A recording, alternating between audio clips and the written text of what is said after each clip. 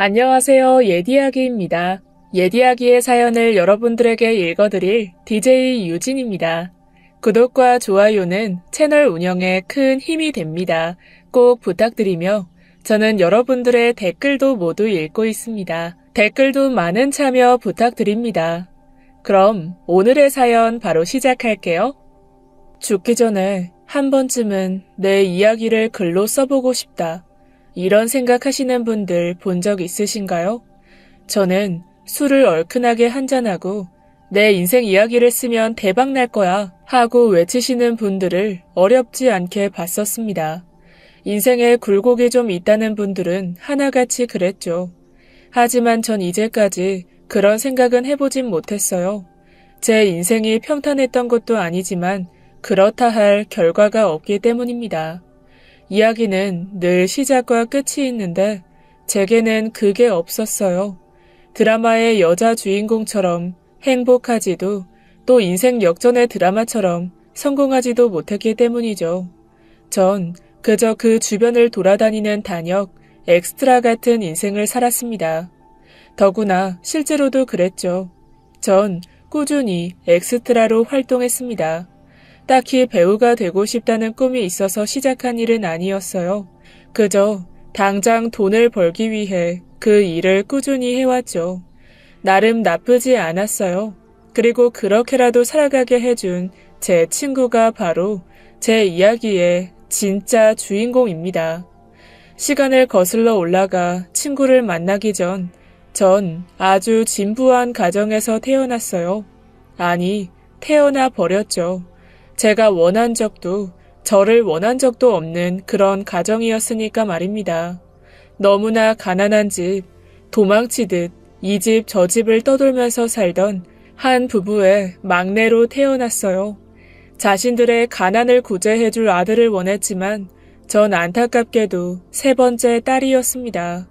그 분노로 인해 저는 이름도 출생 신고도 없이 꽤 오랜 시간을 보냈다고 해요.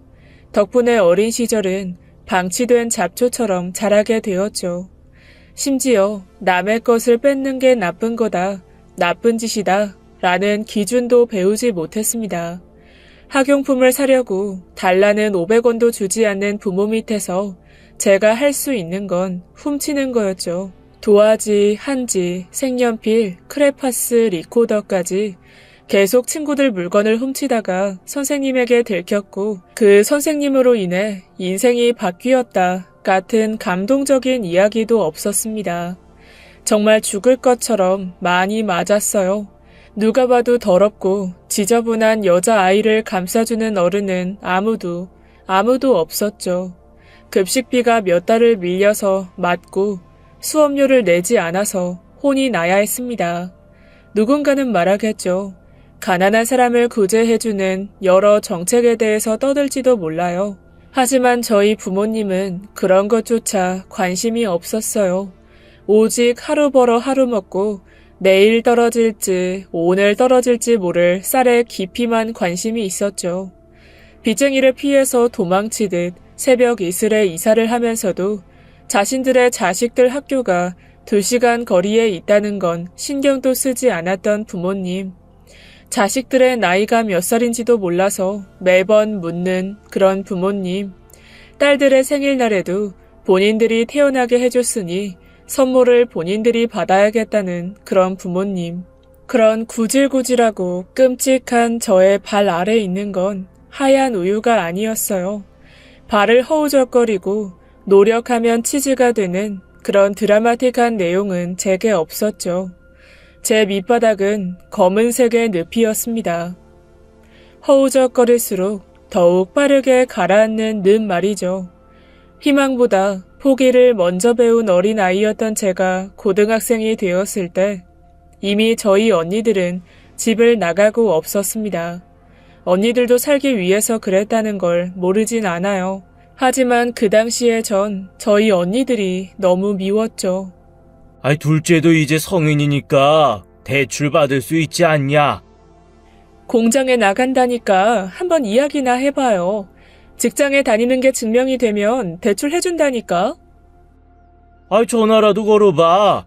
내 전화를 받지도 않아. 아유, 자식이라고 키워놨더니 소리를 지르지 않나.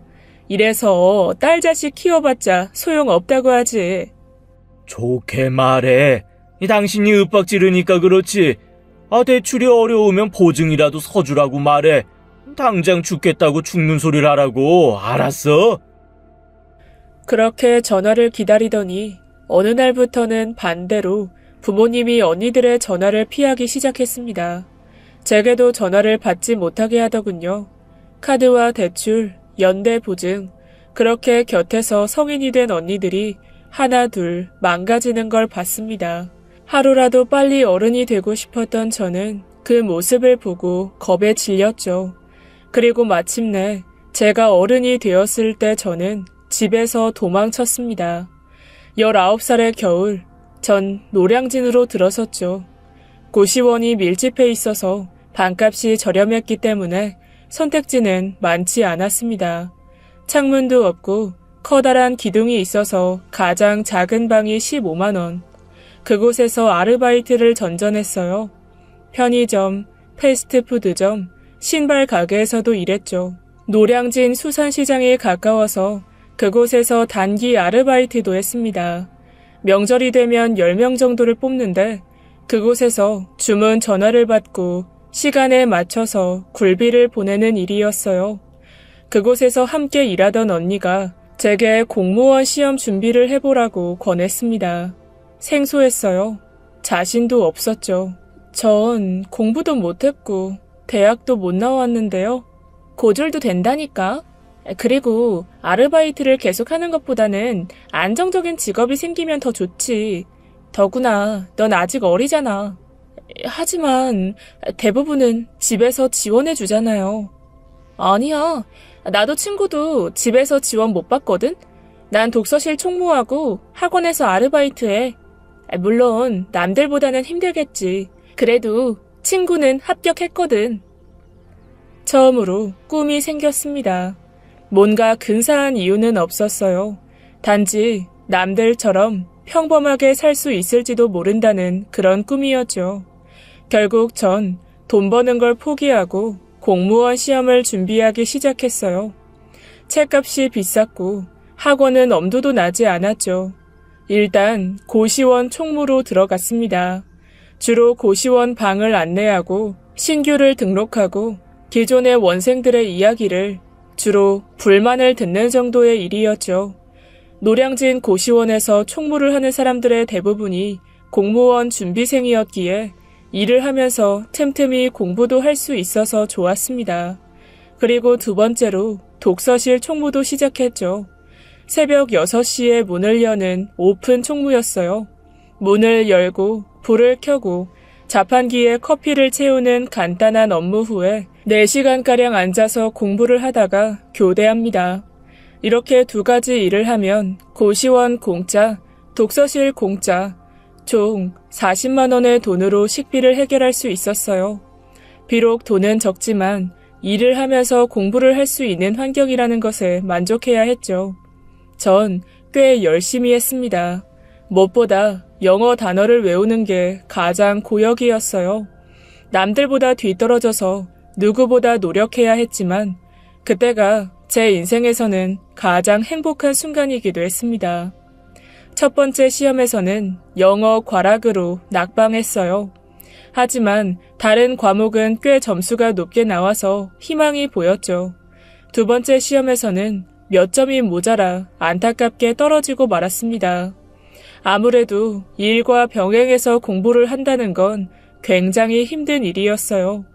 일은 솔직히 별거 아니다 라고 생각할 수도 있지만 일을 하면서 부딪히는 사람이 문제였죠. 놀랍게도 전 총무로 일을 하면서 굉장히 많은 고백을 받아왔어요. 아직도 이해는 가지 않는데 그곳에는 그런 부류들이 생각보다 많았어요.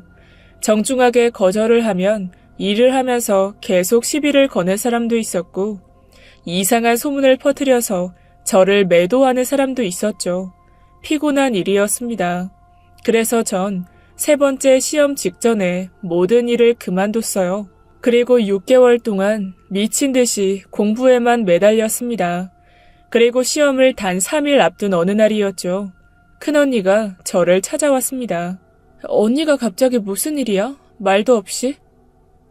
전화를 안 받으니까 왔지. 저기 카드 하나만 만들자. 카드? 미쳤어? 싫어. 절대로 안 해. 그럼 이대로 모른 척 할 거야? 그냥 돌아가시게 해? 엄마 암이라잖아. 암이라고. 어쩔 거야. 모른 척 해? 나도 내 선에서 해결해 보려고 했어. 근데 못해서 그래. 내가 오죽하면 그래? 아빠도 엄마도 울고 난리가 났어. 암? 머리를 강타한 것 같았어요. 손이 바들바들 떨렸죠. 부모님이 미웠지만 죽길 바란 건 아니었습니다. 자식들을 키워서는 안 될 사람들이라고 여겼지만 떳떳하게 합격해서 그들 앞에 서려고 했어요. 가난하지 않았다면 분명 자식들을 그렇게 대할 리가 없다. 분명 평범한 가족처럼 살면 모든 게 달라질 거라고 생각했습니다. 눈물이 쏟아져 나왔죠. 큰 언니는 그런 저를 끌고 은행으로 갔습니다. 그리고 제 손에 있던 카드를 결국 가져갔죠. 불안했어요. 그날 이후에 공부가 손에 잡히지 않았습니다. 그리고 당연하게도 시험을 망치고 말았죠. 가채점을 해보지도 않고 알 수 있었습니다. 합격자 발표를 했을 때도 겸허하게 받아들였죠. 바로 이틀 뒤에 고시원에서 짐을 정리하고 집으로 내려갔어요. 어머니가 걱정이 되었기 때문이었습니다. 엄마, 암이라며 왜 술을 마시고 있어? 괜찮아. 병원에서 검사를 받았더니 별거 아니라고 하더구나. 그냥 혹이래, 혹. 다행이지? 우리 막내 걱정해서 왔구나. 공무원 시험 본다더니 결과는 나왔고? 그게 사실 떨어졌어. 그거 준비한 지도 좀 됐다더니 그 정도 했으면 그만할 때도 되지 않았냐? 그냥 일해서 돈을 모아. 난 일도 하면서 공부를 하니까 그렇지. 그리고 나 성적 나쁘지 않아. 해볼만 하다고. 머리가 안 좋은 건 받아들이고 빨리 포기해야지. 집이 힘들면 너도 돕고 해야지. 나이가 몇인데? 그럼 내 카드는 필요 없지? 내 카드 돌려줘. 생활비가 없어서 좀 썼어. 검사비로도 좀 쓰고. 다음에 가져가, 다음에. 이참에 정말 그만두던가. 요즘 공무원도 아무나 다 되는 거 아니라던데. 남들은, 다른 부모들은 잘하라고 말이라도 해줘. 근데 우리 집은 왜 이래? 왜 매번 이렇게 힘을 빼? 전 울기 직전인 얼굴로 소리를 꽤 질렀죠. 내가 얼마나 노력했는지, 하루에 몇 시간 자는지. 엄마 아빠는 그것도 모르잖아. 근데 그만두라고? 그런 말이 어떻게 그렇게 쉬워? 단 한 번이라도 시험 잘 봐라. 이야기 해준 적도 없잖아. 대체 왜? 내가 엄마한테 돈을 달랬어? 아빠한테 지원해 달랬어? 혼자 이악 물고 한다고 하는데 대체 왜 그러냐고. 참, 아주 지만 잘났지? 그래, 우리 그럼 다 같이 죽자. 나라고 이러고 살고 싶어? 그럼 내가 진짜 암에 걸려야 네 속이 시원하겠어? 저것도 자식이라고 지밖에 모르고 부모한테 소리를 질러대고 악을 쓰고 그래? 어떤 자식이? 에이, 이러니 내가 술을 안 마셔. 속 터져. 내가 같이 살자고 노력하는데 그것도 못 도와주냐? 그깟 카드 좀 쓴 거 가지고 유세야, 유세는. 망할. 전 결국 신용 불량자가 되었죠.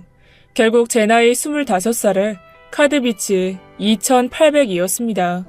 제가 독촉장을 확인했을 때 그 사실을 알게 되었어요. 꽁꽁 숨겨둔 명세서를 보고 있는 절 발견한 어머니는 제가 소리를 지르기도 전에 먼저 뒷목을 잡고 뒤로 누우셨죠. 아버지는 저보다 먼저 화내려는 것처럼 욕을 하셨습니다. 결국 전 소리 한 번도 질러보지 못한 채 독한 년, 찔러도 피 한 방울 나오지 않을 년이라는 소리를 듣다가 늦은 밤 집에서 터벅터벅 걸어 나왔죠. 더 이상 살고 싶지 않았습니다. 제게는 아무것도 없었어요. 화를 내고 원망할 힘도 붙잡을 희망도 없었죠. 무작정 걸어서 마포대교로 향했습니다. 그리고 도착한 그곳, 막 겨울이 접어든 차가운 공기와 어둠 속에서 전 바닥에 주저앉아 처음으로 울음을 터뜨렸어요. 목이 아플 정도로 마음껏 울었죠. 가슴은 너무 답답했고 몸은 너무 지쳤습니다. 목 안쪽은 따갑고 눈에서는 쉬지 않고 눈물이 흘렀죠. 죽음을 결심하며 가장 슬펐던 건 아무리 생각해도 살아야 할 이유를 모르겠다는 것이었습니다. 누구나 견딜 수 있을 만큼의 시련을 준다고 하던데 제게 삶의 무게는 너무나 가혹했어요. 전 그 짐을 내려놓고 싶었습니다. 조금만 더 있다가 전 숨을 크게 내쉬었어요. 세상에서 쉬게 될 마지막 숨이 될 거라고 생각했으니까 말입니다. 살면서 한 번도 가지지 못한 여유를 마지막이라도 부리고 싶었어요. 항상 뭔가에 쫓기면서 살아왔기 때문에 처음으로 누려보는 잠시만이라는 걸 저도 해보고 싶었습니다. 눈을 감고 바람을 느끼고 차가운 공기를 마시고 생각이라는 걸 정리했죠. 미련은 없었어요. 죄책감도 들지 않았죠. 단지 제 퉁퉁 불어버린 시체를 건져 올리게 될 사람들에게 미안함만 있었습니다. 이제 가자. 그만 가자. 전 흐르는 눈물을 소매로 닦아내고 난간에 발을 올렸죠. 그런데 그때 제 손을 누군가가 잡더군요. 따뜻함에 놀라 발을 내리고 뒤를 돌아봤습니다. 조금만 더 있어. 조금만 더. 네? 난생 처음 보는 여자가 다른 손으로 하늘을 가리키며 씩 웃었죠. 이제 해가 뜰 거거든. 여기서 해 뜨는 광경이 정말 좋아. 신경 쓰지 마세요. 그냥 있는 거니까. 전 손을 뿌리치면서 말했어요. 그러자 그 여자가 다시 제 손을 잡았습니다. 그럼 기다려줘. 해 뜰 때까지만이라도. 순간적으로 울컥하고 목에서 올라오는 슬픔을 삼켜야 했죠. 어떤 말이 감동적이었던 게 아니었어요. 그 사람의 눈빛일지도 모르고 따뜻한 손의 온기일지도 모르겠습니다. 그것도 아니면 제게 기다려줘 라는 말이 그랬을지도 모르겠네요. 전 모에 홀린 듯 그 사람을 보았고 그 사람도 저와 눈을 맞추고 피하지 않았죠. 통통한 볼에 작은 키, 커다란 눈을 가진 여자였어요. 한참을 눈을 보고 있다가 전 무너지듯이 울음을 쏟아냈어요. 한 손으로 그 작은 어깨를 잡고 눈물 콧물을 흘리면서 서럽게 울었죠. 그와 거의 동시에 멀리서 해가 떠올랐어요. 봐, 정말 예쁘지 않아? 그 사람은 제 울음이 그치길 기다렸다가 제게 자신의 겉옷을 벗어주었죠. 그리고는 어떤 말도 없이 제 이야기를 들어주기 시작했습니다. 괜찮아, 잘 될 거야. 이런 껍데기뿐인 말도 하지 않았죠. 너희 부모님을 이해할 수 없다는 이야기도 하지 않더군요. 매번 누군가에게 들어왔던 조언을 가장한 그런 말은 없었습니다. 그저 고개를 가만히 끄덕이고 눈을 마주치고 제 손을 꽉 잡을 뿐이었죠. 알고 보니 저와는 동갑내기였습니다. 25살 가을의 끝자락, 그렇게 저는 제가 죽을 자리에서 저의 생애 첫 친구를 만나게 된 거였죠. 우리 집에서 같이 살자. 이미 룸메이트가 있지만 말은 좀 많고 성격은 좀 거칠어. 그래도 정말 예뻐. 그래도 내가 거기 가는 건 아닌 것 같아. 룸메이트가 날 싫어할 수도 있잖아. 내가 장담하는데 절대로 그럴 일은 없어. 가자. 작은 손에 이끌려 함께 가게 된 작은 원룸에는 정말 룸메이트가 있었습니다. 정말 저를 좋아하더군요. 저를 보고 짖으면서도 좋다고 꼬리를 흔들던 작은 강아지였죠. 행복이 길에서 떠돌던 녀석이야. 유기견 센터에 보냈는데 입양 문의가 하도 없어서 안락사 대상이 되었다길래 데려왔어. 그런데 나 정말 여기서 살아도 되는 거야? 불안해 보였어. 불편하면 떠나도 좋아. 하지만 그게 아니라면 계속 같이 지내보자, 어? 항상 힘들어서 쉬고 싶을 때 누군가 곁에 있었으면 좋았을 것 같다는 친구. 친구는 자신 주변에 그런 친구가 없는 대신 자신이 그런 친구가 되어주기로 했다더군요. 제가 잠시 눈을 붙이고 깨어났을 때 친구는 저를 위해서 된장찌개를 만들어 주었습니다. 갓 지은 밥, 찌그러진 계란말이, 그리고 된장국같이 싱거운 된장찌개, 따뜻했어요. 그곳이 정말 눈물 나도록 따뜻했죠. 새벽에 악몽을 꾸다가 깨어나면 행복이가 제 품으로 파고들었고 친구는 선잠을 자고 있는 저의 몸에 이불을 덮어주었습니다. 모든 게 처음이었어요. 따뜻함과 보살핌이라는 걸 처음 받아봤죠. 신을 믿지 않는 저였지만 제게 그 친구는 선물과 같았습니다. 엑스트라? 드라마에 나오는? 아르바이트 그런 거야? 시간도 자유롭고 내가 원할 때 갈 수 있어. 물론 꽤 많이 기다려야 하긴 하지만 좋아. 주인공 빼고는 뭐든 되어볼 수 있거든. 간호사도 되고 바리스타도 되고 여행객도 되고. 친구를 따라서 시작한 일. 주인공 빼고는 뭐든 할 수 있다는 말이 어쩐지 쓸쓸하게 들렸지만 저도 함께 시작하게 되었어요. 보통 일은 2부로 나뉘는데 아침부터 저녁까지 또 저녁부터 새벽까지 하곤 했습니다.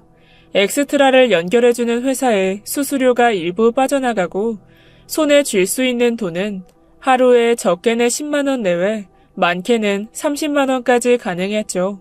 조건은 까다롭지 않아요. 너무 튀는 염색을 하지 않았다면 누구나 가능합니다. 대신 준비물은 꽤 있어요. 그날그날 촬영하는 역할에 따라서 캐리어가 필요할 때도 있고 정장이나 원피스, 때로는 수영복도 준비해 가야 됐죠. 그 외에는 모두 촬영장에서 지급받아요. 비록 촬영보다는 대기 시간이 훨씬 길지만 그 시간에 친구와 함께할 수 있어서 지루하진 않았습니다. 커다란 버스 안에서 장난도 치고 이야기도 많이 나눴죠. 더구나 일은 정말 나쁘진 않았어요. 연예인의 관심도 없고 TV도 잘 보진 않았지만 얼굴을 알아볼 정도로 꽤 비중 있는 중견 여자 배우들을 아주 가까이서 봤죠. 커피숍에서 물을 뿌리는 장면이었는데 그때 물을 가져다준 바리스타 역할이 바로 저였습니다. 필요한 게 있으시면 또 말씀하세요. 라는 짧은 대사와 물을 내려놓는 손만 나온 게 전부였지만 말이죠. 그리고 제목이 잘 기억나지는 않지만 한 드라마에서는 6시간 넘게 수영장 촬영을 했습니다. 미니 시리즈였고 여자와 남자 배우들은 신인이었던 걸로 기억해요. 왜냐면 저희에게도 직접 와서 촬영 잘 부탁드립니다 하고 인사를 해줬거든요. 예의 있던 그 남자 배우는 지금은 예능에서도 잘 활동하고 계시고 현재는 나름 비중 있는 배우가 되신 분이 되셨죠. 거의 11시 넘어서까지 촬영을 했는데 그때 전 친구와 정말 재밌게 놀았습니다. 그땐 정말이지 돈을 받으면서 제대로 노는 느낌이었죠. 수영장을 걷는 씬, 또 물속에서 장난치는 씬, 수영을 배우는 씬, 다양하게 여러 번 촬영을 했습니다. 이따금 늦게까지 촬영이 끝나게 되면 미친 듯이 뛰어서 지하철을 탔죠. 저희는 늦게 일이 끝나고 돌아와도 꼭 하루에 한 번씩은 행복이를 데리고 산책을 해야 했기 때문이었습니다. 한 손에는 캔커피를 가지고요. 그게 하루 일과의 마무리였죠. 신용 불량으로 제 통장을 쓸 수 없었기 때문에 사정을 알리고 친구의 통장으로 대신 돈을 지급받았습니다. 우린 그렇게 차근차근 돈을 모았어요. 제게도 작게나마 희망이라는 게 생기기 시작했습니다. 친구와 함께 있는 그 몇 달이라는 시간이 제 모든 시간을 합친 것보다 훨씬 행복했죠. 마치 행복아 하고 부르면 제게 안겨서 얼굴에 침을 발라대는 강아지처럼 행복이 저에게 달려오는 느낌이 들었습니다. 이제야 숨이 쉬어진다. 숨통이 트인다. 라는 그 느낌. 매 순간 호흡하고 있었지만 마치 이전에 전 숨을 제대로 쉬어본 적이 없었던 것처럼 제가 살아있다는 게 느껴졌죠. 월남쌈을 안 먹어봤다고? 그럼 양장피는? 안 먹어봤어. 딱히 궁금하지도 않고. 너 안 되겠다. 내가 먹여줘야지. 인생의 즐거움은 먹는 게 8알이야. 설마